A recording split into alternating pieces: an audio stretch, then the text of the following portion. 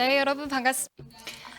Welcome you all back to the second session of the second Gyeonggi International Hydrogen Forum. I am Kook-young and I'll be the MC of the afternoon session of the forum. I hope you enjoy your lunch break, and let us get started with the second session of today's forum right away. As it was announced before, simultaneous interpretation will be provided throughout the session, so please choose the relevant language channel that you want to listen to. And English simultaneous interpretation is available for today's forum. So please check the YouTube channel for your convenience. 네, 두 번째 세션의 주제는 The theme of our second session is the story of future hydrogen city. We would like to have overseas case study presentation first. We are faced with limitations of the greenhouse gas emission, and there is increasing interest in the renewable energy, including hydrogen and the energy. And we would like to know the relevant roles required for each relevant stakeholders, including governments, expertise, and the businesses. The first presentation will be delivered by our foreign guests. Mr. Daniel BISIGNANO, Director of Invest Victoria, and Mr. Yuko FUKUMA, Senior Staff of Kawasaki Heavy Industries, and the Director, Steve Marshall from CarbonNet, the Project Australia, will deliver the first presentation. In the wake of COVID-19 pandemic, we'll meet our presenters and speakers online.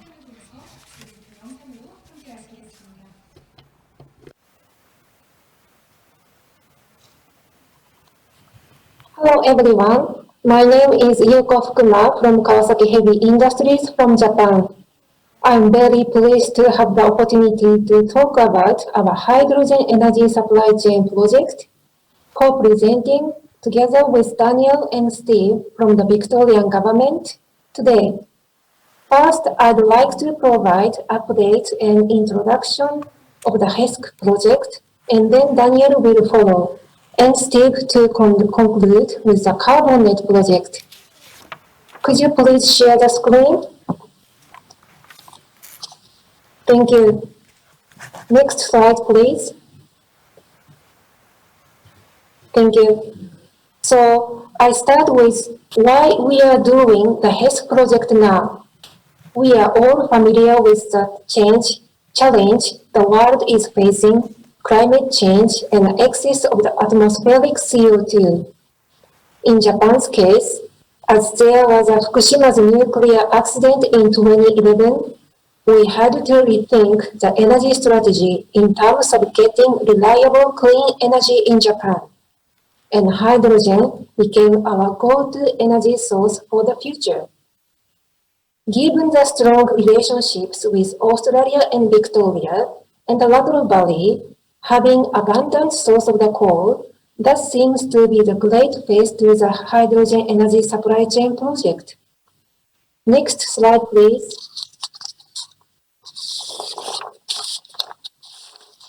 So we are aiming to develop an international hydrogen supply chain, producing clean hydrogen overseas from affordable resources and export it to Japan in liquefied form.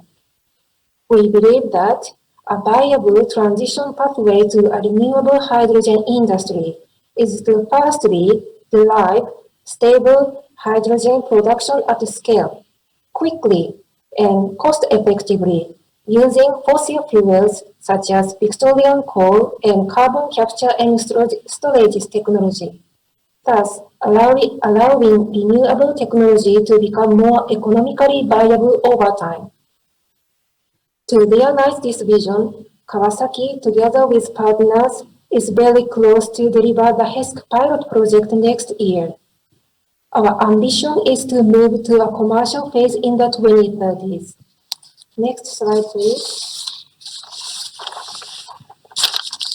So the pilot project has been delivered in the partnership with the Victorian and Australian governments, who have invested 100 million Australian dollars into the pilot project, with a remainder funded by the private sector project partners and the Japanese government. The pilot supply chain consists of hydrogen production from coal into the Lateral Valley in Victoria.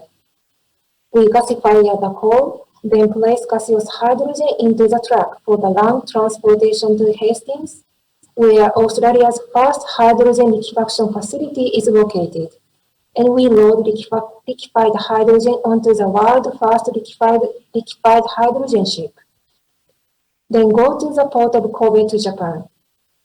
Through the pilot project, we aim to demonstrate complete end-to-end supply chain as Japan, Australia's first as a part of the process. Our pilot project is promoted by two organizations, HESC and HESC, respectively, together with our reputable business partners as well as the assistance of the governments. HESC, our Japan-based group, is in charge of hydrogen production from Victorian coal, the transportation of liquefied hydrogen by ship, and the unloading terminal in Japan. And HEA, our Australia-based group, oversees hydrogen gas refining, land transportation, as well as the liquefaction and export terminal in Australia. The pilot project is now almost ready to start. So could you please, next slide. So this is a snapshot of our project partners of both Japan-based group and Australian-based group. So HEA and HESC is managing the project overall. Next slide, please. So this is a snapshot overview of the pilot project components. So for the pilot project, we have already purchased the carbon offset mitigation for the CO2 emission reduction. Next slide, please. This is the overview of the prospect for the commercial project if we proceed with the commercial project after the pilot project. So in the commercial project, we definitely utilize the carbon capture and storage project as CarbonNet project. Next slide, please. So this is a recent image of the sites in Japan and Australia. So construction works in both countries have completed now. And last December, we launched the world's first liquefaction hydrogen CISA Frontier. And in March, this March, the liquefied hydrogen tank was successfully installed on the ship. Please, next slide. So we expect that the first shipment of hydrogen from Australia to Japan is scheduled in early 21st. Lastly, I mentioned the community and stakeholder engagement activities in Australia, which I have been managing, as it is another vital element for us to gain support and understanding of the project in Australia. Engagement activities have been progressing well, including community information sessions and briefing meetings. We are now focusing on the virtual engagement due to the COVID-19 situations. And of course, we have been continuing to partner with Victorian and Australian governments. Kawasaki, together with its partners and business partners and government partners, is ready to contribute to realization of the hydrogen society and global decarbonization. We cannot wait to demonstrate this through our HESC pilot project next year. Thank you. I'll hand it over to Daniel.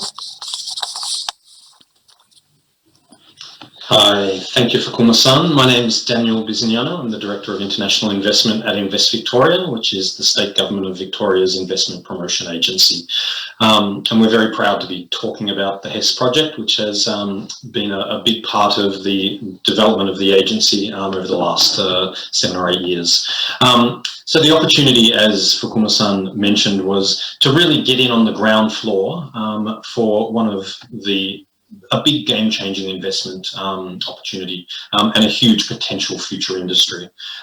Secondly, Victoria has the world's second largest brown coal reserves. This provided us an opportunity to potentially use an asset that has enormous value to the state in an environmental, sustainable way. And finally, our coal resources and the location of the HESC pilot infrastructure and hopefully commercial projects are in regional Victoria. So it's an area that the Victorian government has a focus on developing. So very much we were looking at these kind of opportunities through our partnership in this project. However, there are challenges. There are many technical challenges in which we're very confident that we've partnered with some of the most technically capable companies in the world to help resolve those challenges. There are also social challenges. In Australia, coal is a difficult resource to use in an environmental, sustainable way. And as Fukuma-san mentioned, a lot of work goes into community and stakeholder engagement to communicate the benefits and the environmental sustainability of this project. Finally, there is the problem for government when it comes to supporting these type of projects. How does government make large investments with the private sector in emergent industries that don't quite have markets yet? There's a lot of risk in those type of investments that need to be balanced. So, and the proposal, in the next slide, please,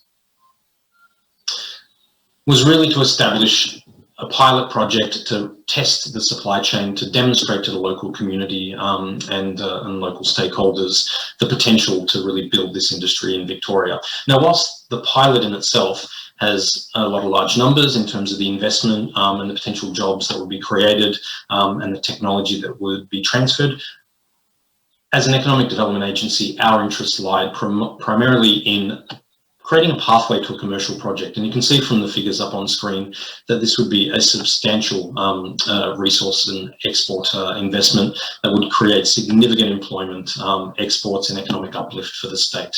And in the end, that is really what excited and interested the Victorian government, the ability to build this new industry in collaboration with our partners. Next slide, please. So, as the title said, this was 7 years in development. It took quite a long time early on, and many of the activities you can see there from the NATO investigation, the feasibility study, was really about the Japanese government and its partners building up the feasibility for the potential for this type of project in Victoria. It really came to us a bit later on, and we focused pretty much on how do we de-risk the investment at the beginning through a small kind of partnership. So we partnered to develop and progress a FEED, front-end engineering and design study, to really give us both comfort that this would be a commercially prospective at a pilot stage proposition. And then developed all the way into a funding agreement for our contribution towards this project. So you can probably see there is a lot of time that's elapsed from when the FEED commenced to when we actually partnered and signed an agreement.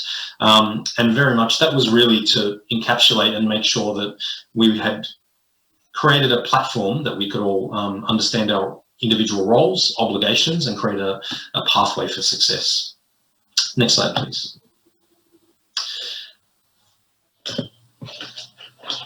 Our collaboration is focused on many areas, but essentially what government brings to this type of proposal and this type of partnership in this particular regard was really the focus on commercialization. Now, whilst the companies, of course, are very much focused on that commercialization, the government made it a clear expectation of ours that we wanted to see progress towards that commercialization and really building up kind of that pathway. So that involved deep diving into the supply dynamics, into the potential demand in the future, and also the regulatory pathway. Research was a key kind of focus of ours. So we've spent a lot of time and energy helping to connect the HESC project partners with research organisations in Australia to, one, increase and uplift the capabilities that we have in the emerging hydrogen industries. The consortium coordination. Unlike many projects, the Victorian government plays a critical role sitting within the consortium parties on all the governance bodies and committees as they deliver this project. We see this very much as a collaborative activity, not just one that we are funding. And our involvement being on the inside of that agreement really helps us to understand the needs of the consortium partners and also kind of what the government needs to do to create the pathway for this commercial investment. So coal preparation is a key area of interest of ours.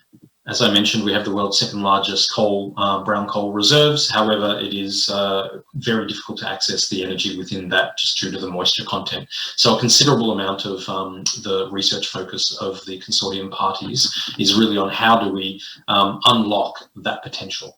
The CCS collaboration, which Steve will talk to in the subsequent section of the presentation, is really critical to this project going ahead for it to be clean hydrogen produced. And I'll let Steve kind of talk about the activities we're doing in that regard. And also the pilot infrastructure. It was very important for us to have the entire supply chain demonstrated in Australia for a number of reasons.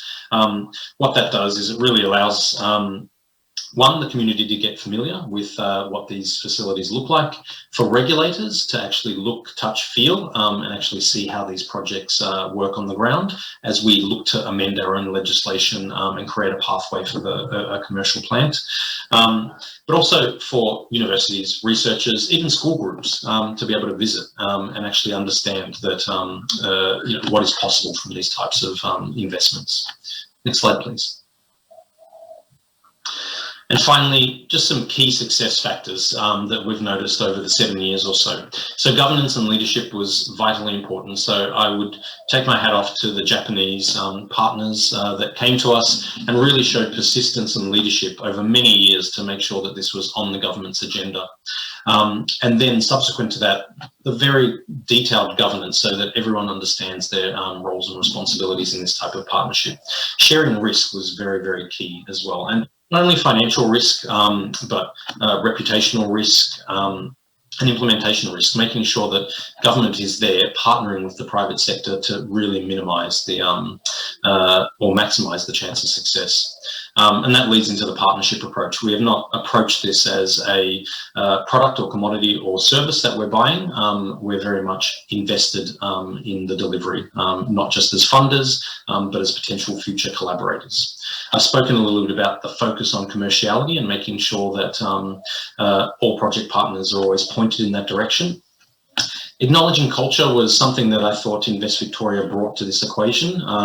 We are an international investment attraction agency. We work with people from around the world, but we have a deep, long history in Asia and in particularly in Japan. And so we were able to really kind of ensure that cultural business nuances were regarded and respected during our engagement. And lastly, playing the long game, making sure that my stakeholders and the Victorian government stakeholders and Victorian community at large recognises that this is a long-term partnership that will go, if successful, for many, many decades and produce benefits for all of the Victorian community. I'd like to now pass on to Steve Marshall, who will talk a little about one of the key enablers, CarbonNet. Thank you, Dan. So the CarbonNet project is run by the Victorian Department of Jobs, Precincts and Regions. There's a jointly funded project between the Victorian State Government and the Commonwealth Government of Australia. It's a $150 million investment that the government has made to research and evaluate the potential for commercial scale carbon capture and storage, which is so critical in achieving our emissions goals going forward as we move towards net zero and enabling key technologies such as the hydrogen project that we've just been talking about today. We work very closely both with industry, with advocacy groups such as the Global CCS Institute, and also researchers to really test the cutting edge technology that is being developed around the world, but specifically here in Australia that's going to help our projects going forward. What you can see on the graphic on the right there really represents, I guess, what Dan and Fukuma-san were talking about the opportunity. It shows the large brown coal resources that we have onshore, mapped also to the very large petroleum basin that we have in the offshore environment that's been producing significant energy for Victoria and Australia for over 50 years now. That represents a great geological asset that we can utilise now for storage.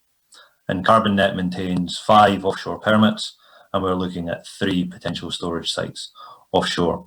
The location is really critical in all CCS projects and energy projects around the world, but we have a world-class petroleum basin with close proximity to industrial hubs that we can connect by pipeline to transport their captured CO2 emissions. And in Victoria, we're blessed with a very highly skilled engineering and technical workforce. So the future vision there shows the southeast corner of Victoria. We have a lot of existing industries that have high emissions profiles that may require a solution in future. That ranges from power generation, natural gas processing, paper production, and other heavy industries. And then we have emerging industries. And those emerging industries are ones that can be supported or enabled by technologies such as carbon capture and storage. That obviously includes hydrogen production from, in our cases we talked about today, from brown coal, or it could be from natural gas. Fertilizer production, direct air capture and bioenergy with CCS, which are getting into those negative emissions, which are also so critical as we strive for net zero going forward. A project such as CarbonNet, alongside HESC and or others, can safeguard those existing jobs in industries. It introduces those new industries to remote regions, developing highly skilled jobs going forward, utilising that experienced workforce that we have already, and really looking at new employment opportunities in regional Victoria, which is so important for our work as a government. It's been a very productive year for the CarbonNet project and CCS in general around the world. I'm sure many of the attendees today will have heard a lot about projects around the world, which we're very pleased to see. But in the past year, we've conducted significant offshore operations to do appraisal activities on our primary storage site, the Pelican site. We've gone through an international peer review on the first regulatory application that the site would require, which is known as a declaration of storage. And we've encountered wide-ranging industry engagement, public engagement, really not only to talk about what are the opportunities of the project such as CarbonNet, what does it enable, but also sharing what are some of the risks, what are the concerns that people want to do. And that's a large part of our role, as well as the technical work, is really engaging with people to educate them on the opportunities. And obviously being a government department, we're obviously looking at existing legislation. Is that suitable? Is it practical to support these mega projects going forward? What changes need to be made going forward to support hydrogen and CCS? So as mentioned, at the start of the year, conducted a very major operation by bringing a drilling rig from the northwest of Australia onto our Pelican site, which is approximately 8 kilometres offshore. We drilled a well to approximately 1,400 metres below the seabed to get data from the well and get data from the subsurface. It's really confirmed all of our pre-drill expectations, and in some areas it's exceeded. We took a large amount of data from that. One of the key things is we know that the reservoir are of world-class capabilities. The site itself alone is capable of more than 5 million tonnes of CO2 injection per year for a total of over 25 years going forward. As I mentioned, a large part of our work is about media and community engagement, whether that be media on the rig, out speaking to schools about the opportunities jointly that hydrogen and CCS explore, and sharing some of the tools and the technologies and the methods that we'll use to monitor the storage sites in future. And obviously there's been bringing in a drilling rig to the area develops a large amount of interest. It's pretty large and you can't not miss it. Finally, our engagement with industry. Our Treasurer and our Minister for Resources and Regional Development sit behind and back the project going forward, stating that it's critical for an economic environmental asset for Victoria to develop as we move forward. And more recently, the Australian Commonwealth Government has released its technology investment roadmap. That roadmap has a number of key topics that the government wants to focus its investment into technology upon. And there's 5 key elements to that that have been recently announced, and CCS and hydrogen are central points to that. I guess the key thing here is the government is expecting to invest approximately $18 billion into these low emissions technologies within the next decade. If I may, I will hand over to Daniel to close out the final slide, and I thank you for your time today. Thanks. Daniel, over to you. Great. Thank you, Steve. Hope you've enjoyed the presentation today. Steve and I are available anytime if you want to learn a little bit more about the Victorian Government, its investment attraction program and assistance for potential companies, or learn a bit about our involvement in the HESC, or for Steve if you want to learn a little bit more about CarbonNet and its future commercialization pathway. So I thank you again for your time, and I hope this has been informative. Thank you. Thank you for. 세 분 발표 감사합니다. We have learned about a global, the case study of Hydrogen City. Now let's move on to the second part of the presentation, which is on the domestic case study of Hydrogen City. Before that, we'd like to play a video clip, and then will be followed by Mr. Park Gyu-jin, the first presenter of the domestic case study. Thank you. 살만 나는 생생도시 안산시장 윤화섭입니다. 먼저 경기 국제수도 포럼에 안산시가 선도도시로 참여하게 되어서 매우 기쁘게 생각합니다. 안산시는 수소 시본도시이자 신재생에너지 산업 특구의 도시입니다. 안산시는 이런 여건을 바탕으로 수소 경제를 활성해 나가고자 합니다. 더불어서 태양광, 풍력 등을 이용한 안산형 그린 누델 사업을 펼쳐서 일자리가 넘쳐나는 에너지 선도 도시로 도약하고자 합니다. 안산시가 추진하는 수소도시 구현에 적극적인 관심을 부탁드리면서 오늘 이 자리가 유익한 시간이 되시기를 바랍니다. 감사합니다.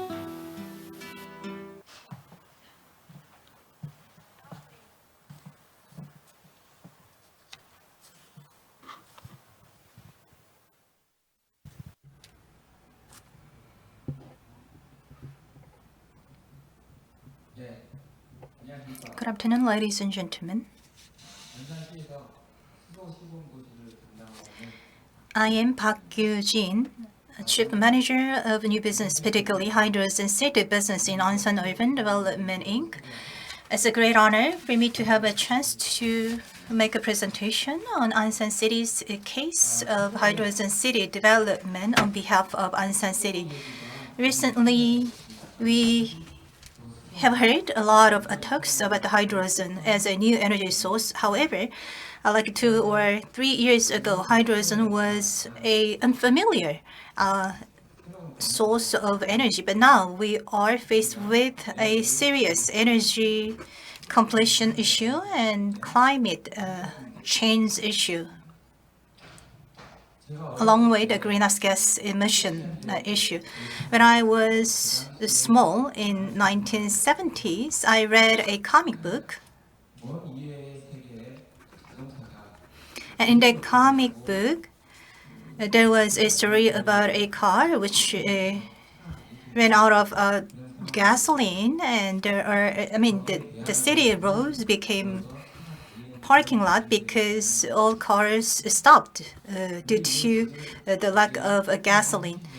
And it seems that if the current situation go unchecked, that comic book episode can be reality. That is why we pay a lot of attention to new energy source of hydrogen. Hydrogen is a very rich source of energy, and from the perspective of a climate crisis or climate change, we suffer from a lot of severe weather conditions, such as the longest rainy season of 54 days here in Korea, and 38 local counties and cities declare the emergency situation because of these severe weather conditions.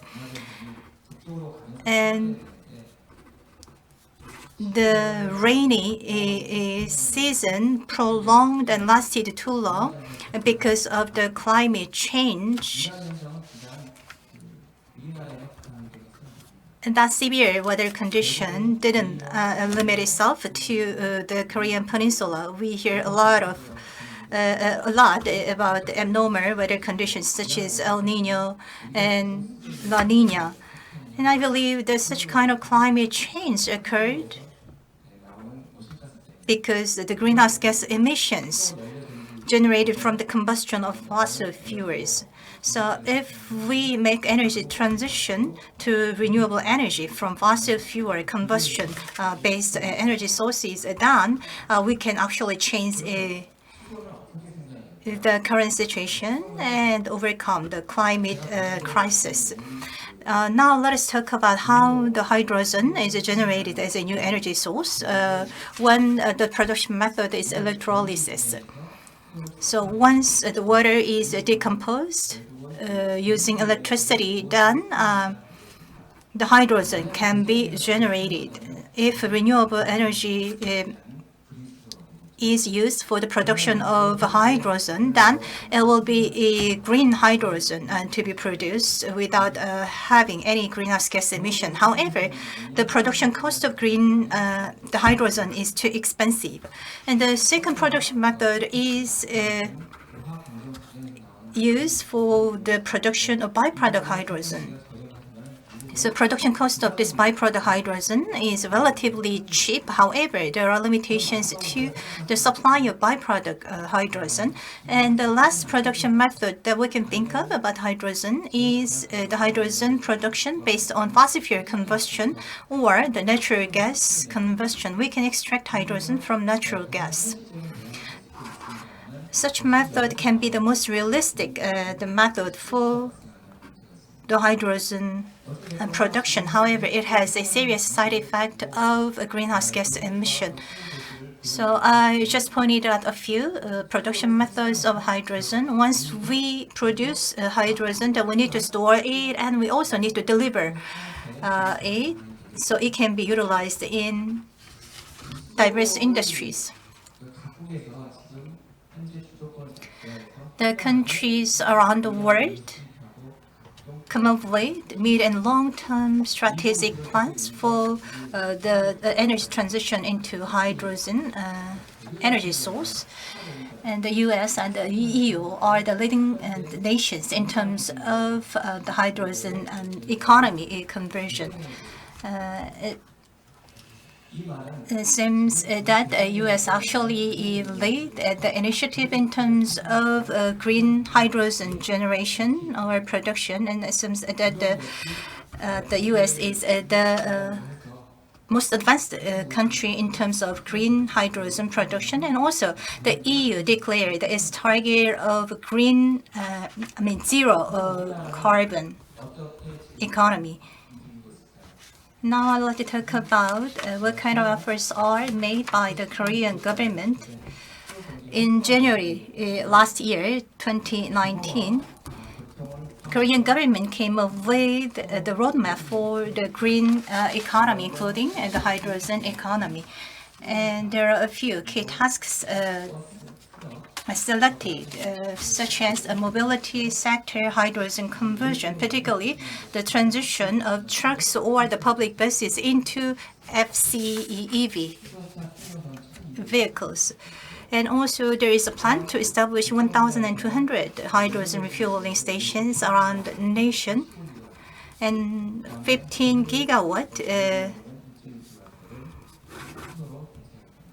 the hydrogen power plant will be established, and also there will be a small-scale hydrogen power plant established to provide hydrogen to households, general households. So over the course of the implementation of this roadmap, it is expected that Korea will benefit from economic impact of 43 trillion won, and also the transition into hydrogen economy will create 420,000 new jobs. Gyeonggi province actually designated 3 pilot cities for hydrogen economy project implementation. And when it comes to the Seoul metropolitan city area, city of Ansan was designated as a pilot city for hydrogen city conversion. The city of Ansan came up with master plan for such conversion or the transition, and it is working on implementation of hydrogen infrastructure. as a part of the roadmap.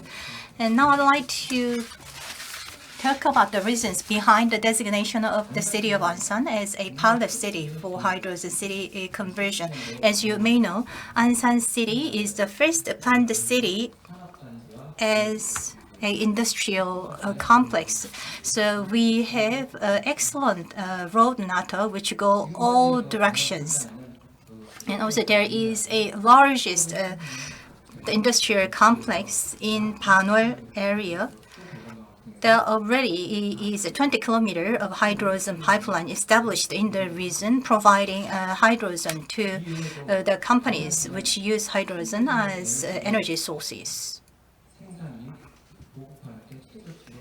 And also Ansan is evaluated as the most optimal location to implement hydrogen city plan. We have the world's largest tidal power plant in Shihaho Lake area. And also the neighborhood of Shihaho Lake, we have PV power plants as well as the wind turbine power plants. Based on these facilities and infrastructure, Ansan is the best location to produce green hydrogen, and I believe that that's the reason why Ansan City was designated as a pilot city for hydrogen economy. Let me go into details of the characteristics of Ansan City. We all know that the pilot city for hydrogen economy should have the infrastructure for the full life cycle of hydrogen. As you can see in this diagram, the upper stream or the upper part of the Shihaho Lake, there is Ansan City Plan site. And we are planning to install the hydrogen production base in that area, and we are thinking of establishing 2.5 kilometer of hydrogen pipeline, and the pipeline will start its operation early next year. And also we are planning to have a hydrogen refueling station in the area. And the existing hydrogen refueling stations use a tube trailer for hydrogen delivery. And the hydrogen delivered through this tube trailer are compressed and stored in this refueling station. However, actually tube trailer-based delivery of hydrogen is too risky. And the delivery plan that the city of Ansan has based on the hydrogen pipeline, which is way safer than the tube trailer-based delivery of hydrogen. And we have a plan to establish 3 hydrogen refueling stations. And I heard a lot about the difficulties in establishing new hydrogen refueling stations, and I believe that Ansan City can play its role in increasing the number of hydrogen refueling stations. And also the newly produced green hydrogen can be utilized not only for the housing, but also for sewage treatment facilities as well as sports complexes. The hydrogen fuel cell can be utilized as an energy source for those facilities, thus promoting efficient use of hydrogen as a new energy source. And as for the mobility project, we have a plan to establish new refueling stations as well as logistic bases nearby the refueling stations. That is a part of the second phase of our roadmap. The safety of hydrogen is the most significant pillar in terms of the roadmap for hydrogen economy. We are planning to establish integrated operation center to ensure security and the safety of hydrogen system. And that integrated operation center will be operated 24/7 to ensure the safety of hydrogen as a new energy source. And as for the specialized project, we have a plan to produce green hydrogen in link with the tidal power plants that are already existing in the area.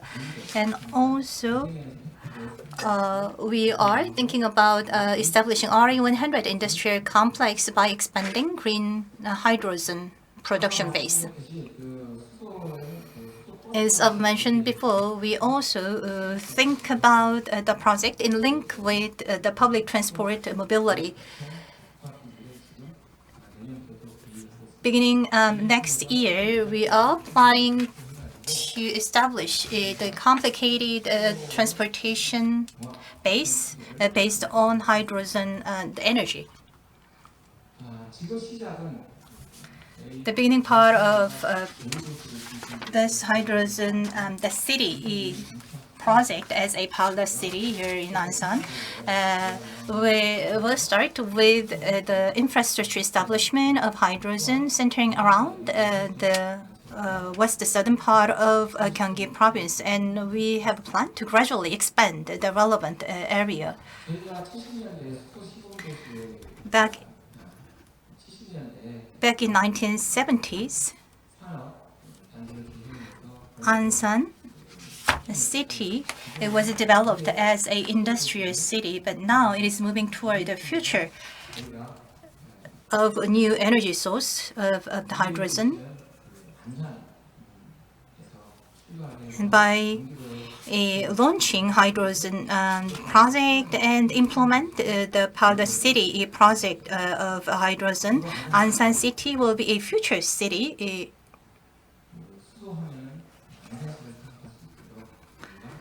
Being the representative city leading the hydrogen-related initiative and project. Thank you very much for your listening. 발표 감사합니다. 다음으로 Thank you very much for the presentation. Now we would like to hear from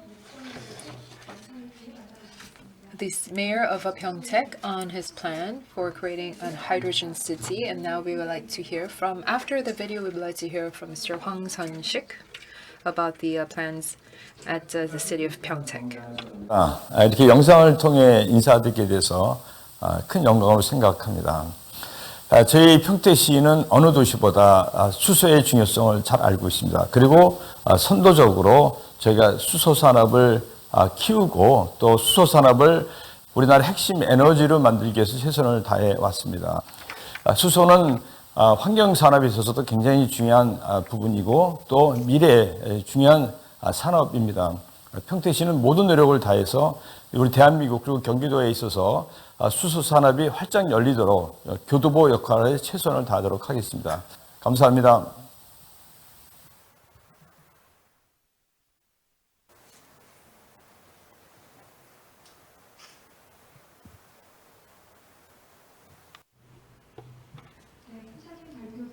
Yes, Mr. Hwang, you can begin.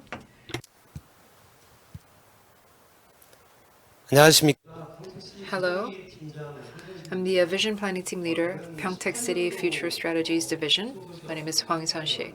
I've been overseeing the Hydrogen City project since 2018, and through this forum, I want to tell you about the plans that we have at Pyeongtaek. It is an honor for me to share my thoughts with you. I want to tell you about Pyeongtaek's plans to create a hydrogen city, specifically focusing on liquefied hydrogen. I think you are very well familiar with the fact that we are seeing depletion of fossil fuels and environmental problems, which is leading to the fact that hydrogen is becoming a main energy source. We are seeing a rapid transition to a hydrogen city and hydrogen era. The world is trying to work to cut greenhouse gases and CO2 emissions. In fact, many countries in Europe are banning the sale of ICE cars. In January, the government also announced a roadmap for hydrogen economy, and it has announced that it is going to become a leader in the hydrogen economy space. Gyeonggi is working to try to decrease greenhouse gases and microfine dust. We are focusing on creating hydrogen cities. In the case of Pyeongtaek as well, the microfine dust levels are among the highest in Korea. So it's very important for us to transition to a more environmentally friendly energy source. Pyeongtaek City is also home to various automobile industry manufacturers such as Ssangyong Motors. But many of these auto industry players are suffering some difficulties. In order to help them and support them, we want to transition to an economy where we use more hydrogen cars. Next, we would like to tell you a little bit about the different conditions we have at Pyeongtaek to try to become a hydrogen city. The hydrogen is supplied in Yeosu, Ulsan, those areas. 96% of the hydrogen comes from these cities where we see a high concentration of fossil fuels. So it's a very long distance from there to Seoul metropolitan region, which is why the transport costs are passed on to the energy prices. So we want to try to make sure that we have a very good supply infrastructure for hydrogen surrounding the metropolitan areas.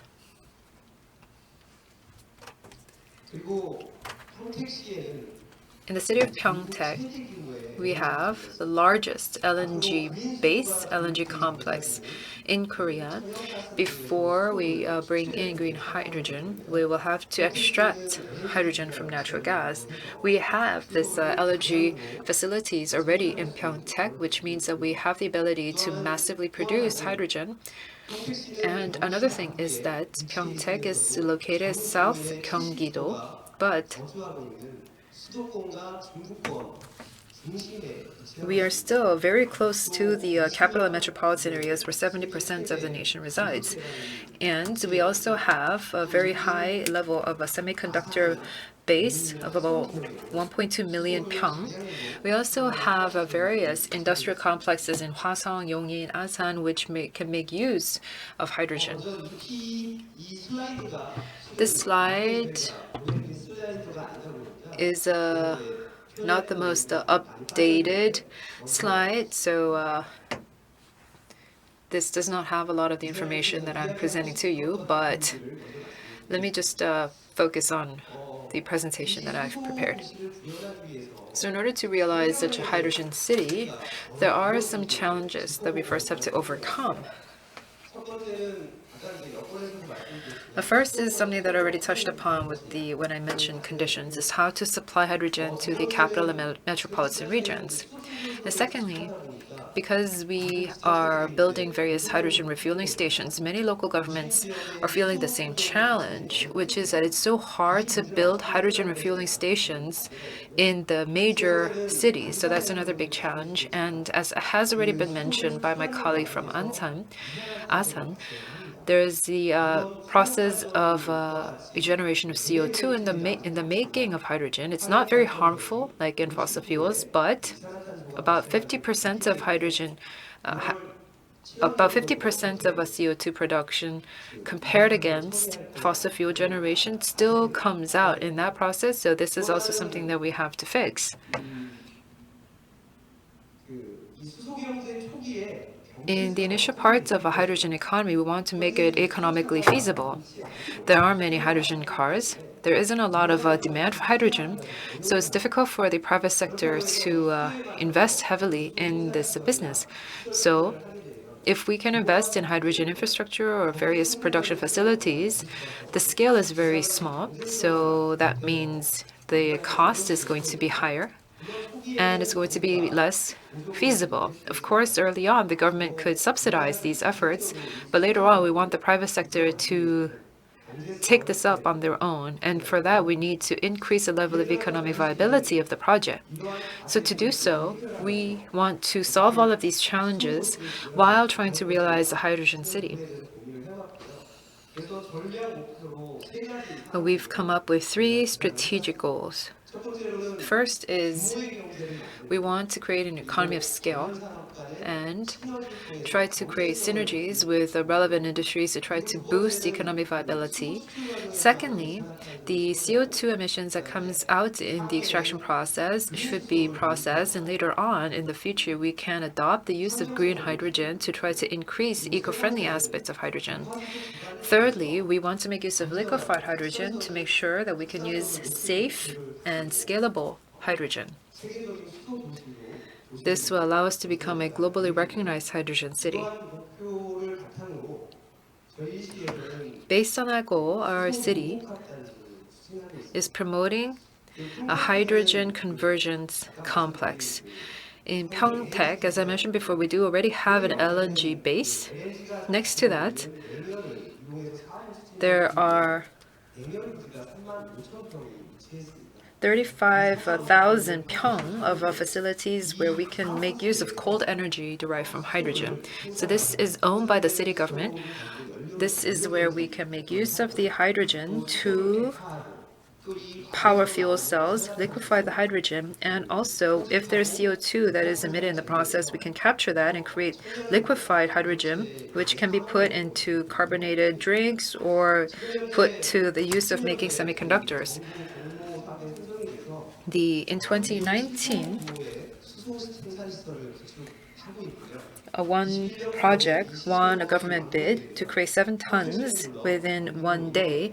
And if this is made possible, then we can provide safe and cheap hydrogen, not just to our city, but to surrounding Gyeonggi regions. The second part of the project is geared for 2024 for massive hydrogen production and liquefaction of hydrogen, CO2 capture and storage, and fuel cell development. We are seeing a lot of investment from the private sector. We are almost completing this process. Once this complex is built, then we'll be the first city where we've commercialized liquid hydrogen. On the right-hand bottom side, you would see a concept chart, a flow chart of this convergence complex. Liquefied hydrogen at -162 degrees would be piped into our complex, and through heat conversion, we will get cold energy that will be liquefied. And during the heat transfer process, the CO2 or the natural gas would be used to extract hydrogen, and this hydrogen would be sent to fuel cells for power generation. In that case, the fuel cell can be given a very stable, continuous supply of hydrogen.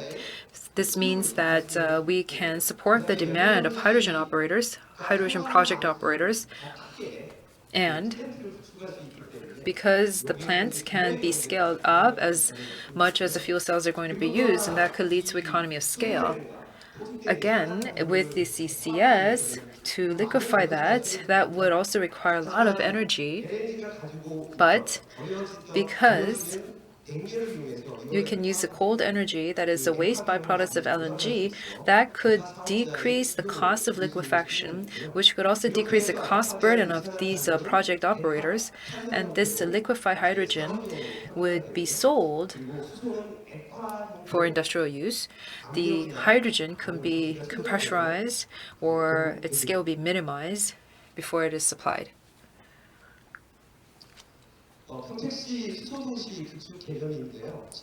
This is a Pyeongtaek's idea of creating a hydrogen city.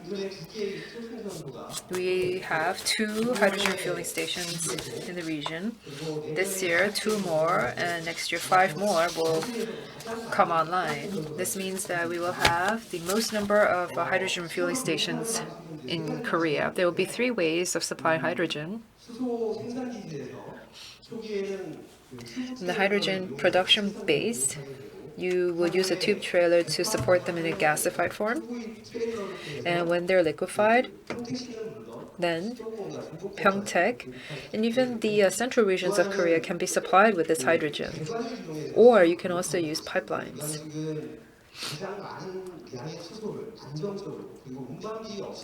And this means it will be very stable without the use of any other delivery mechanisms, which would be the most appropriate way to deliver hydrogen.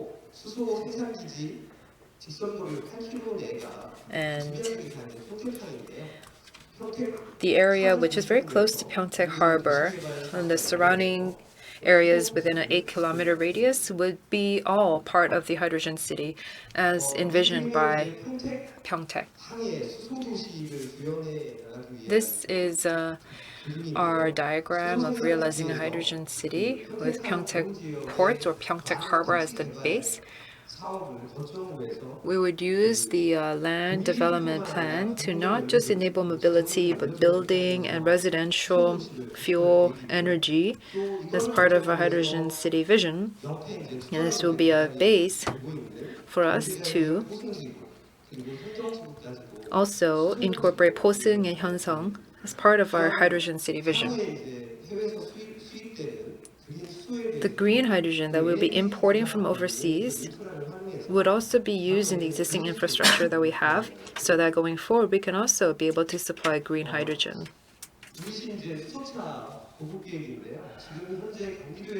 This is our plans to supply more hydrogen cars. We have the highest number of hydrogen cars in Korea.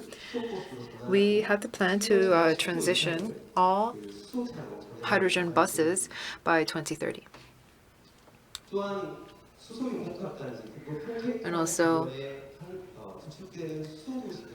this hydrogen city revolving around the hydrogen conversions cluster will be a test bed to try to attract companies and bring in more R&D institutions so that the hydrogen can be advanced further as a new industry and new energy for the future.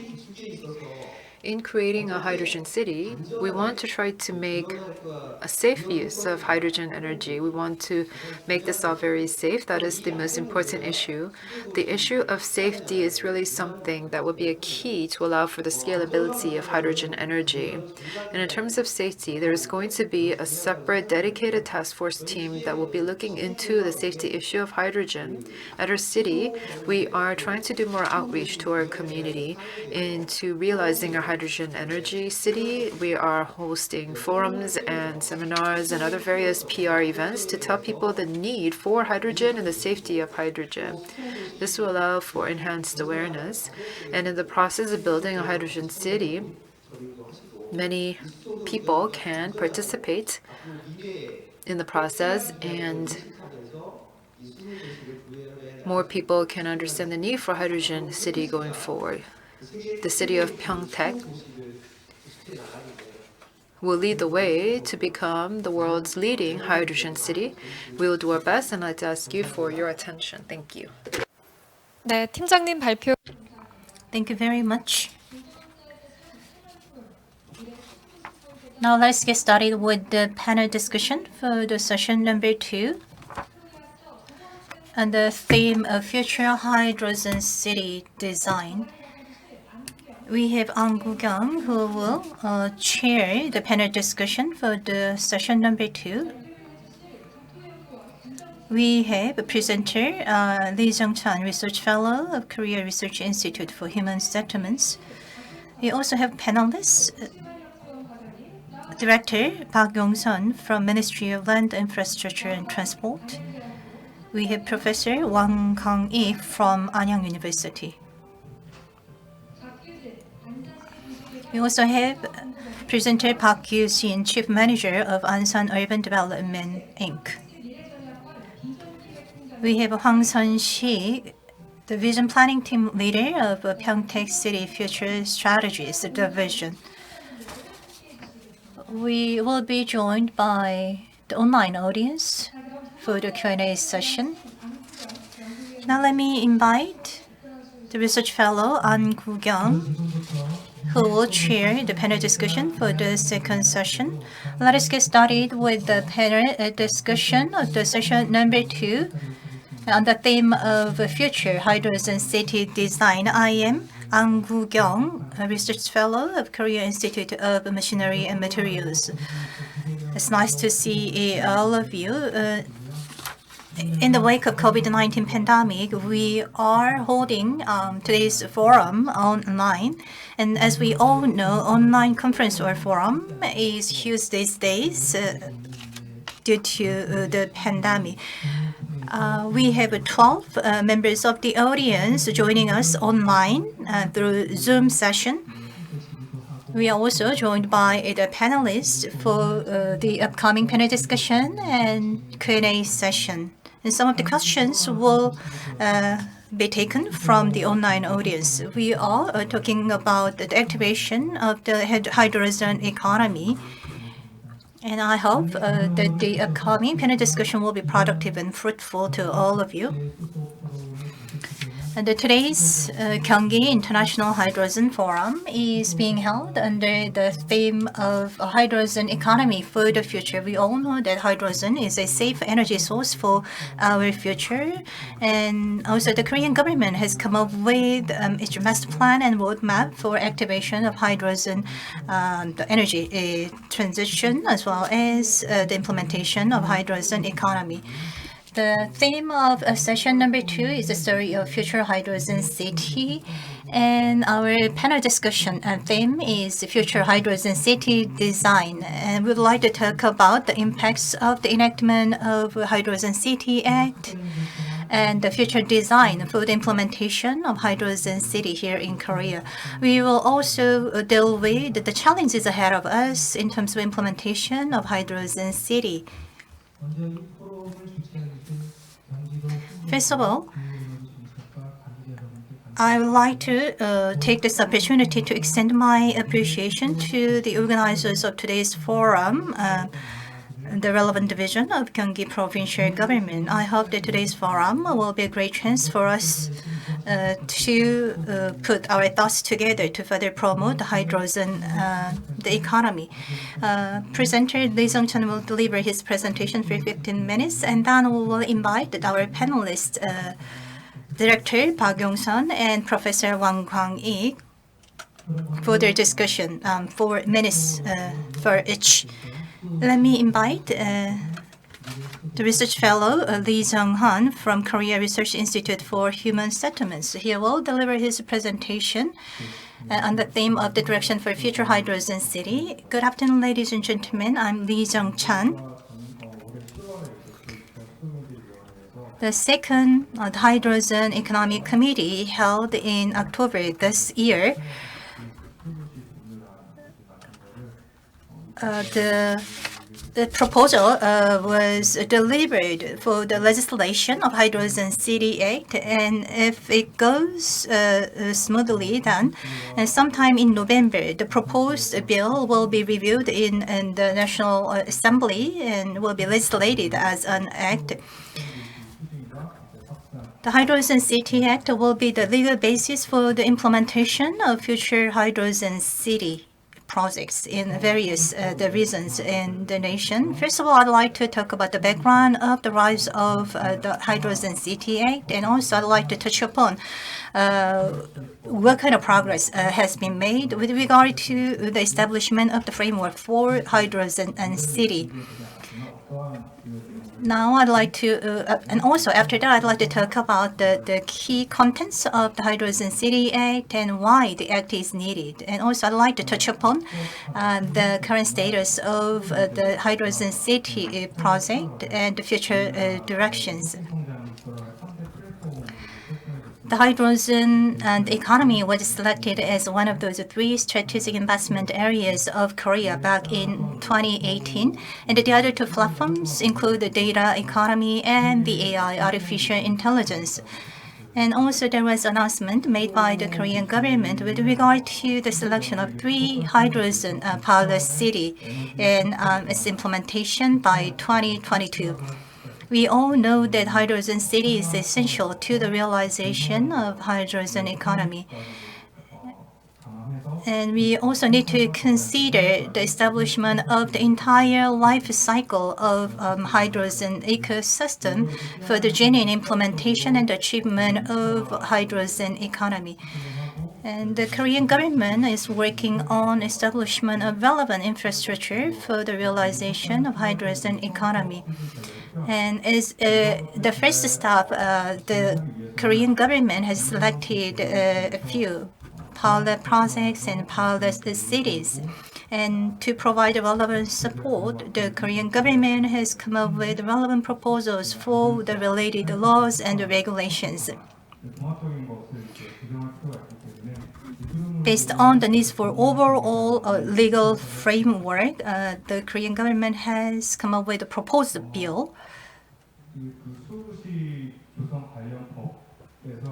When it comes to the related acts and laws of hydrogen city, there are a few, including the hydrogen refueling station land securing. So as for the hydrogen refueling station establishment, we need to actually amend or establish laws and regulations, including the School Healthcare Act and the Land Planning and the Use Act, as well as architecture related the enforcement decrees. By taking care of individual rules and the regulations, we came up with the realization that we need to come up with an overall framework which will encompass the relevant the laws or acts, including the Land Planning and the Use Act. And last year, the Korean government amended the enforcement decree of National Land Use Act, allowing the establishment of the hydrogen refueling station in Taiwan, Type 1 and Type 2 general residential areas. So with the amendment of this enforcement decree, it became possible to establish hydrogen refueling stations in the general residential areas or the commercial areas. So with the increased use of hydrogen, we will have the expanded infrastructure for that on a gradual basis. While we're solving the legal issues for the implementation of the hydrogen economy, we are faced with a lot of questions, such as whether the existing laws cannot accommodate the new hydrogen economy with a few amendments. There are 6 needs for the Hydrogen City Act. First of all, we need to have an overall legal framework for the creation and operation of the hydrogen city. We all know that we need to secure certain land and site for the establishment of hydrogen infrastructure. And for that, we need to actually come up with a legal framework, including the National Land Planning Act, the School Healthcare Act, Architecture Act, Road Act, and Housing Act. And also another need for the enactment of Hydrogen City Act is that we need to come up with legal the basis for the support for Hydrogen City. We all know that Hydrogen City is a new concept, so it's hard to actually fit this Hydrogen City implementation to other area laws and regulations. And thirdly, it is also required to define the overall the conditions for the implementation of hydrogen and city, including its concept, plan, operation, and the relevant business procedures. It takes 20 to 30 years to implement the hydrogen city in a genuine way. So the central government will come up with overall legal framework. However, the local autonomous bodies or the local governments are the ones which will actually implement the hydrogen and city project in the field. And also, another need for the enactment of the Hydrogen City Act is that the act is required to establish a national brand of Korea as a hydrogen city country, and also lay the foundation for the export of relevant hydrogen technology. once the Hydrogen City Act is enacted, then it will be the first legal framework created in the world in the area of hydrogen city. We can have a reference case, which is a Smart City or Ubiquitous City Act. Korea was the country which actually legalized this Smart City or Ubiquitous City Act for the first time here in Korea. Now we have international accreditation for this Ubiquitous City or Smart City brand, and Korea has become one of the leading countries in terms of Smart City implementation.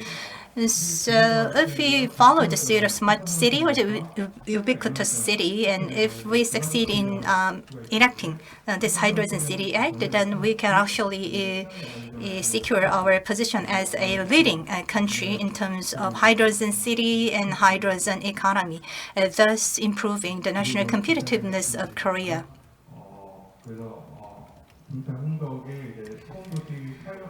There is a pilot city to be established in Pyeongtaek in terms of hydrogen city. And also, if we go back to the case of the smart city, there was a pilot city established based on this legal framework of Smart City Act, and the outcome was very successful. And if we have a legal framework like a Ubiquitous City or the Smart City Act, then the central government can provide a long-term support for the initiative like Smart City project or the hydrogen and the economy initiative. In the beginning of this year, there was a proposal made for the enactment of Hydrogen City Act, and this Hydrogen City Act was proposed to increase the industrial competitiveness of the nation. And Hydrogen City Act will be the legal framework for the implementation of this Hydrogen City Act in the local autonomous bodies and the local governments. We have 6 pages of key contents with regard to the Hydrogen City Act. The central government will create 5-year hydrogen city plan, and based on that, local autonomous bodies will come up with a detailed plan for the hydrogen city. So based on this Hydrogen City Act, we can have a closer and the strengthened link between the central government overall plan and roadmap and the local autonomous bodies, the detailed implementation act. This close link will solve the issue of the gap between the central government policies and the local government implementation projects. And when it comes to the construction project, the Hydrogen City Act stipulates the qualifications for the constructor who can involve in this hydrogen city project. And also the Act takes care of 21 the legal approvals or the permissions required for the implementation of a hydrogen city project.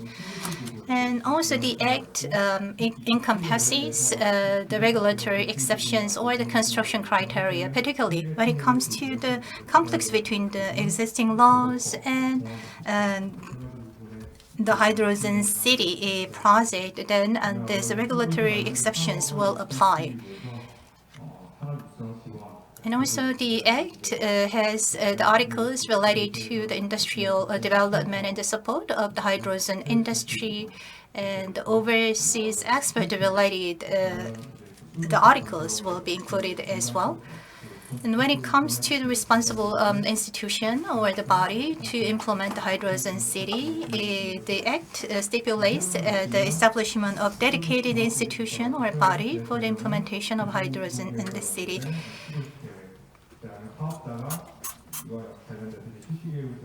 So the contractor or the construction company or the operator of the hydrogen city project will come up with the plan for the hydrogen city construction, and the relevant contractors will involve in the implementation of the hydrogen city with the relevant qualifications. So by 2030, 10% of the local autonomous bodies will transition themselves into the hydrogen city.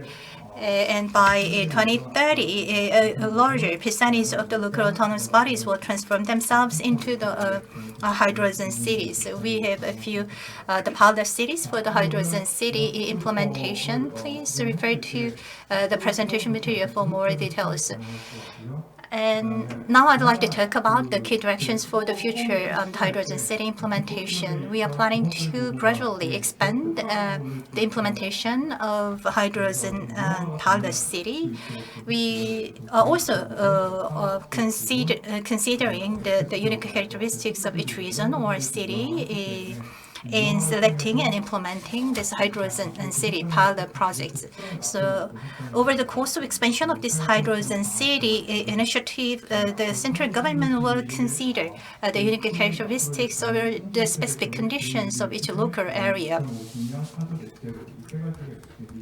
By 2050, we will achieve the net zero carbon city in 2 new towns, and the third one, new towns, among 5 of them. And also the central government will provide all our support to the local autonomous bodies in terms of implementation of this hydrogen city. When we talk about legislation about this Hydrogen City Act, but we've just heard from our presenter about creating a future hydrogen city after the legislation of this act. So thank you very much for that very easy to understand presentation. Now we'd like to move straight into the panel discussion. We first like to hear from our 2 discussants, Park Yong-san and Hwang Kang-ik. If you can first of all give us your opinions on a future hydrogen city, maybe about 4 minutes each to you. I'd like to turn to Mr. Park first. Yes, hello. My name is Park Yong-san. I'm from the Ministry of Land, Infrastructure and Transport. I'm the Urban Vitality Division Director. I enjoyed the presentation that was just given. It's talking about we work on institutions relevant to residents and infrastructure and transportation. So this is very relevant to Hydrogen City. I think we've all heard about the importance of hydrogen. Hydrogen is not something that we can use to transition to a hydrogen energy just with some little individual infrastructure. So I think that it's important for us to take a city-wide approach, which is why we have tried to establish a hydrogen city. Our ministry is working on 3 different things in particular. The first of which is something that's already been heard from the Ansan presentation. There are these visible progress that can be had from Hydrogen City project. We want to have an early harvest of that. So we are trying to create a pilot city. We've gone through a competition, and Ansan, Ulsan, and Jeonju, Anju were named the 3 pilot test cities, including Samcheok as well. Our ministry's highest goal is to have a successful completion of this pilot project by 2022. And in the process, there might be various challenges, big and small, maybe about safety issues or getting the relevant permits and licenses that could take a little bit of a delay. Because this is the first time we're trying this kind of project, there might be other various delays in the process of the project. In that regard, the ministry will work very closely with the local government. Secondly, as Dr. Lee has said, we are working on the legislation of a Hydrogen City Act. We want to try to create a sustainable hydrogen city, and to do that, we have to provide a legal basis for a hydrogen city.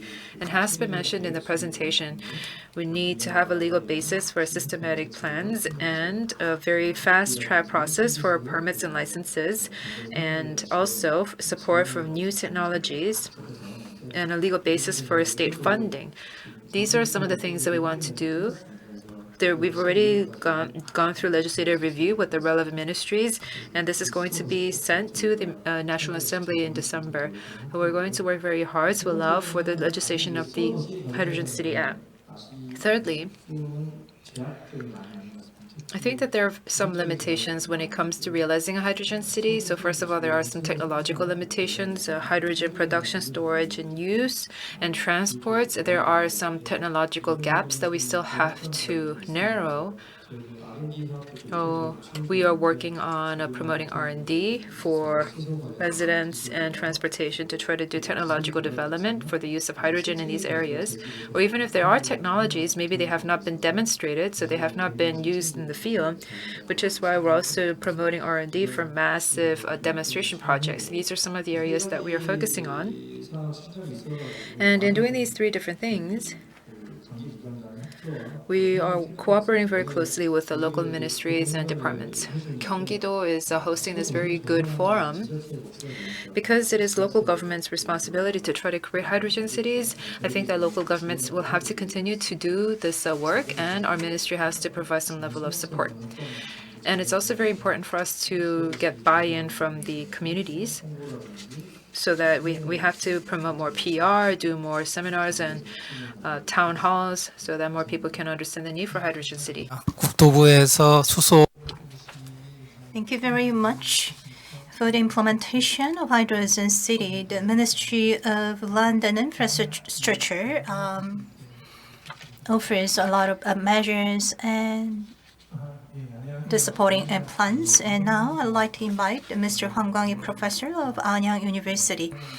Good afternoon, ladies and gentlemen. I am Wang Kwang-lee, professor of Environment Energy Engineering of Anyang University. I'm a city planning expert, and I am working on the city development project, particularly with the project focus on the application of new energy systems and schemes on the city planning. We all know that the centralized energy system based on the fossil fuel is most widely used up until now, but now it's time for us to think about the transition into distributed energy sources, including hydrogen and the renewable energy. As it was mentioned before, the location matters a lot to the implementation and the introduction of renewable energy.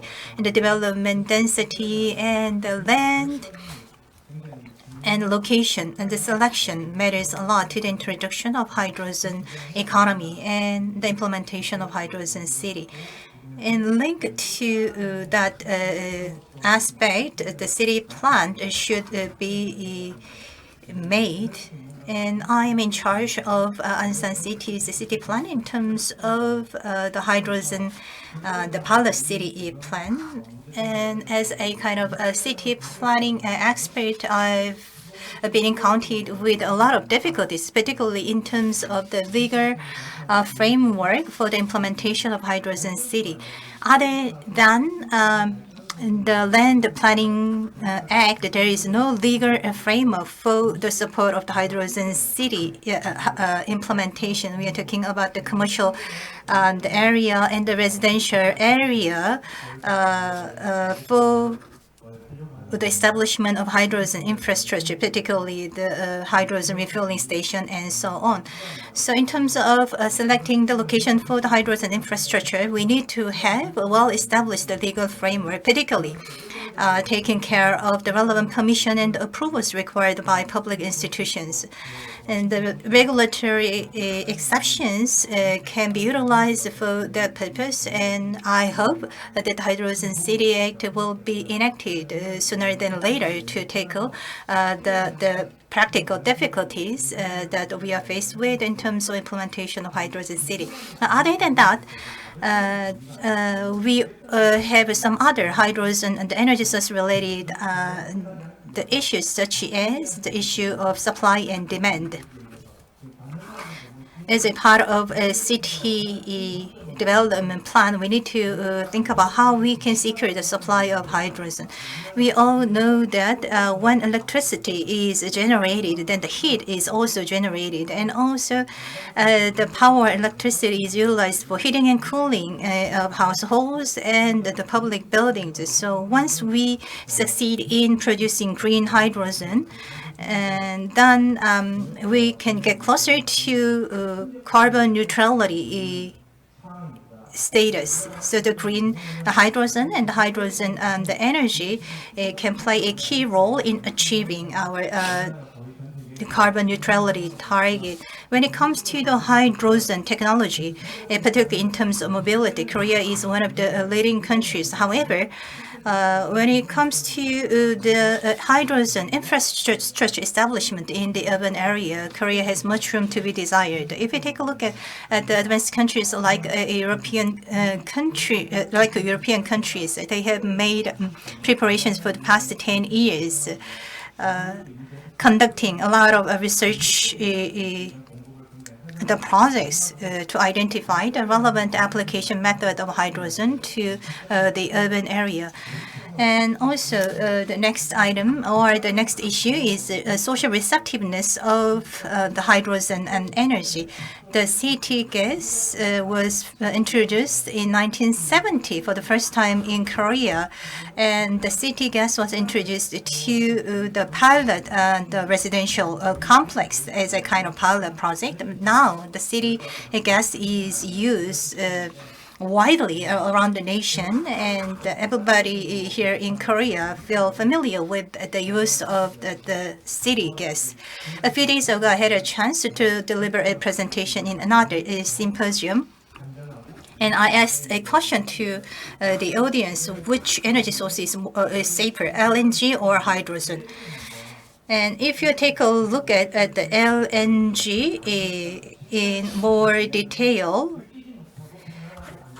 you will realize that LNG is a kind of the familiar energy source that we use in our daily lives. So hydrogen should follow the suit of the natural gas. 면에서 Thank you very much. You've mentioned the use of hydrogen in many different fields, so thank you very much. We'd now like to move on to our Q&A session. There are about 12 members of the audience joining us online. So we'd like to hear from you first, and then I would like to ask some questions to the panel. And if there is some time left, then maybe the panelists can ask questions to each other. If there are any questions from any of the 12 online participants, please ask. 질의 있으시면 손을 이렇게 들어주시면. If you can raise your hand if you have a question. Hello. I have a question to Park Gyu-jin. For the development of Hydrogen City, I think the most important thing is the nearby infrastructure. When you compare Ansan to other advanced cities around the world, what are some areas where you can differentiate yourselves and be more competitive? So my name is Park Gyu-jin. I will be answering to that. 지금 그 정부 First of all, all our support from the central government or the local government is essential to the implementation of hydrogen city. In overseas countries, a small-scale village are the targets for the implementation of hydrogen the city. But here in Korea, we have this hydrogen city initiative led by the central government and the local government, and we can make a difference in that. And secondly, city of Ansan has a few characteristics. As I've mentioned in my presentation, we have industrial complex existing in our city. In other words, we have a kind of foundation for the production of the reforming hydrogen using this existing industrial the complex. And the CO2, which is generated over the course of hydrogen production, needs to be utilized in the neighboring industrial complexes. So city of Ansan is the most optimal location for the production of hydrogen, as well as the utilization of CO2, the byproduct of the hydrogen production for, in the form of chemical fertilizer. So the city of Ansan has the optimal the location for the implementation of hydrogen city because it has the industrial complex existing in the city. So we will link the relevant industries with the hydrogen and industry. 청중 Yes, I hope that was sufficient. If there are any other questions from the audience, can you please raise your hand? Yes, Kim Ji-ye. Yes, you can ask your question.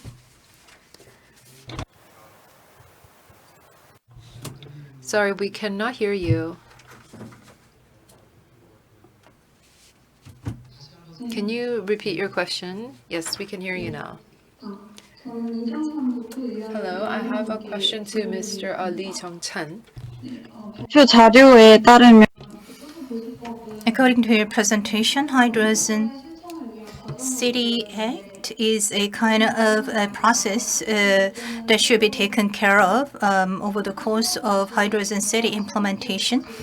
And what about the citizens who will live in this hydrogen city? What kind of economic benefits they will gain from the implementation of Hydrogen City Act?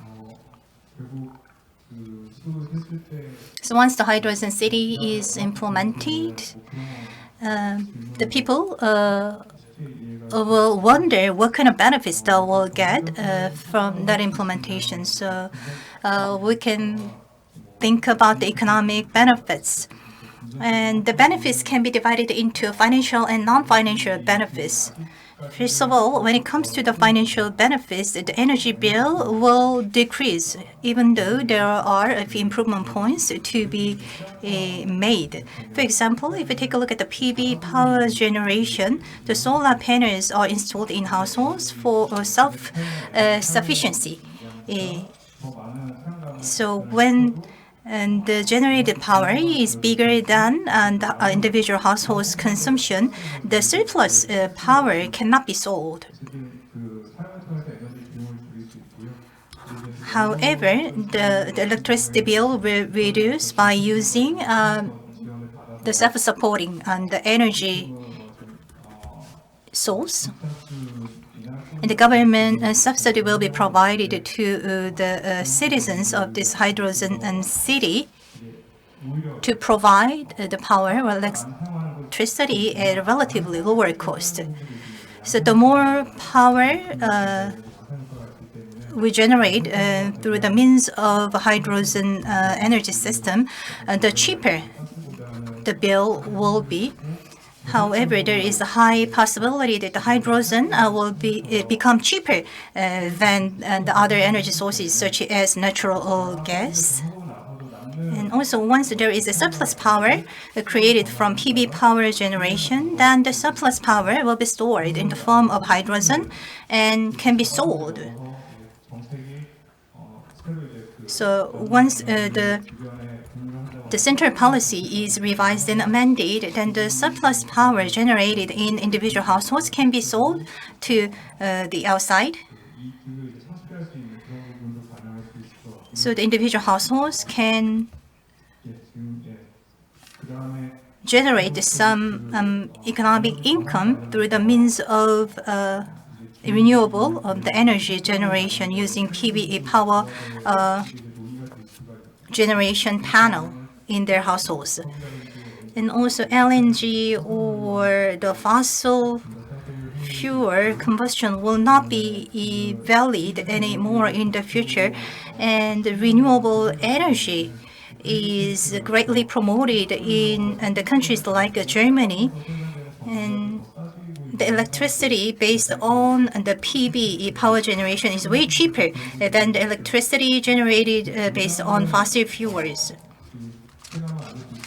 Even though it sounds distant to you, but still, if it goes like this, then you will see that the renewable energy based power generation will be cheaper than the fossil fuel-based power generation. And also, when it comes to the environmental benefit of the hydrogen energy system, we can think of a lot of benefits, such as clean air and the improvement of public health. So if we calculate the financial benefits of these health benefits, then we can see large economic benefits. 적인 질문해 주셨는데 So those were some very concrete questions. I hope they were sufficient. Are there any other questions from our audience? If not, then I would also like to ask some questions to the other three people, excluding Lee Jung-chan and Park Gyu-jin, who just had the opportunity to answer. 최근에 이제 그 컨트롤 Till recently, the Hydrogen Economy Committee was established, and right now the relevant ministries are now working together. Ministry of Science, Technology, Trade, and even MOFA, and many of these different ministries are participating in this control tower committee because you understand the importance of hydrogen. I think that the Ministry of Land and Transportation will be the head ministry and working on this project. But what are your plans to cooperate with the other relevant ministries, and what do you consider to be the role of your ministry?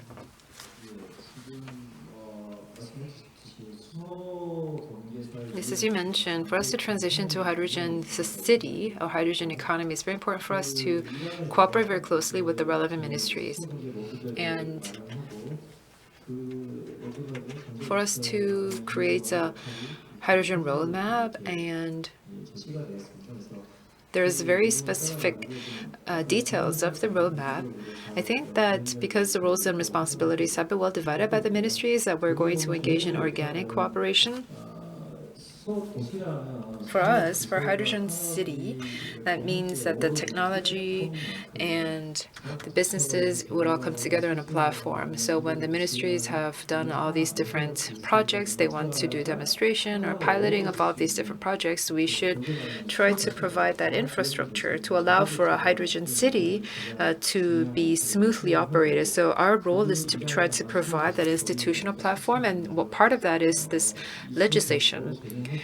With the legislation of the Hydrogen City Act and in the process of the implementation, we would have to align closely with the relevant ministries to allow for a visible progress. Thank you. I'd like to ask my next question to Professor Hwang Kwang-ik of Anyang University. What is the most urgent task ahead of implementation of Hydrogen City? And what is the improvement points to be made in terms of the local technology, in terms of the Hydrogen City implementation?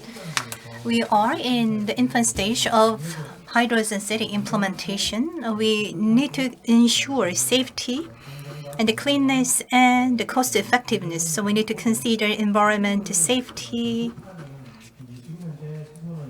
over the course of implementation of hydrogen and the city. So the hydrogen is supplied to certain mobility projects and certain the industry use. So I believe that the expanded the supply chain should be established for the implementation of hydrogen city.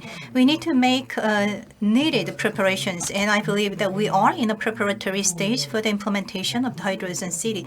And also, most of the general public do not know about the hydrogen and city initiative in detail. So we need to be very honest about the pros and cons of hydrogen energy.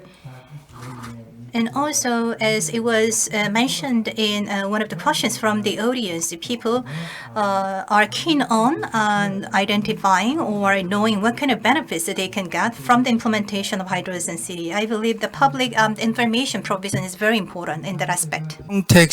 So thank you very much. Next, I'd like to ask a question to Mr. Hwang Seon-sik from Pyeongtaek. Gyeonggi province. Within our province, Ansan has been selected as a pilot city. So my question is, can Ansan and Pyeongtaek work together? Is there a cooperative mechanism between the two cities? And do you have any specialized technologies that can represent Pyeongtaek? I think one of the characteristics of Pyeongtaek is something that I already mentioned in my presentation, is that we already have an LNG base in our region. That's a very big strength. Coal, oil, and a little bit more eco-friendly natural gas. So when Korea shifted to this energy, Pyeongtaek was the first city in Korea that saw the first adoption of natural gas. And even now, we can take this natural gas and extract lots of hydrogen to deploy hydrogen. So we've been using a lot of energy to try to keep hydrogen at a liquefied form at minus 162 degrees.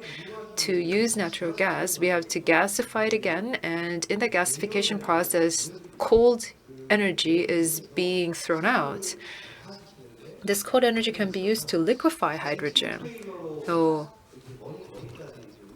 either that, or you have to use a tube trailer to transport the hydrogen across very long distances.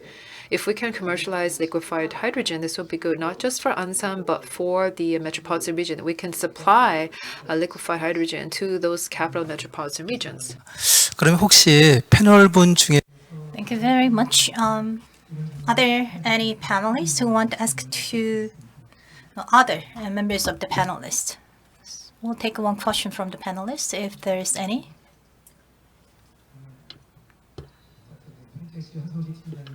질문 하나 해주세요. Yes, from Pyeongtaek, we have a question.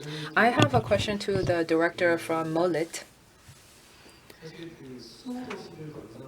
In building a hydrogen city, I think that government funding is very important, but it's also a big burden for local governments as well. In trying to create a hydrogen city, I think this is already mentioned as a question, but we need to really try to provide benefits to the actual public, and that's a very big concern. And in building a hydrogen city, some of the core elements is for fuel cells for residential use or fuel cells for building use. These are some of the key elements, I think. But right now, building or residential fuel cells, if we look at their situation, when they are put into operation, the benefits that are actually being passed on to the citizens are still low. That's because of a technological hurdle, but also institutionally, there is a lack of support. This already has been mentioned by Dr. Lee, but in using fuel cells in residences and buildings, that can lead to... I'm sorry, but we are out of time, so can you please keep your question short? Yes, so there's all this leftover energy. So maybe can we try to think of an idea to try to make more a widespread use of residential fuel cells?